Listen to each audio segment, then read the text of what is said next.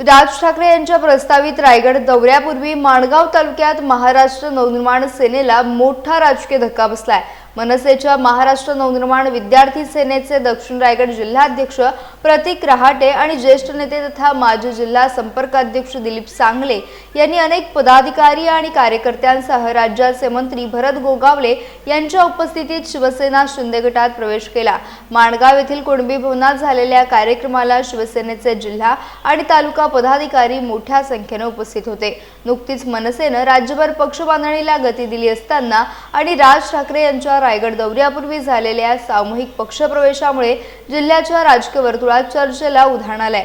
प्रवेशानंतर प्रतीक रहाटे आणि दिलीप सांगले यांनी पूर्वीच्या पक्षात घुसमट होत असल्याची भावना व्यक्त करत मंत्री भरत गोगावले यांच्या नेतृत्वावर विश्वास व्यक्त केला। यावेळी भरत गोगावले यांनी विकासाला प्राधान्य देत रोजगार निर्मितीला चालना देणारे उद्योग आणण्याचा प्रयत्न केला जाईल आणि शिवसेनेत प्रवेश करणाऱ्या सर्व मनसैनिकांना योग्य सन्मान दिला जाईल असे आश्वासन दिले।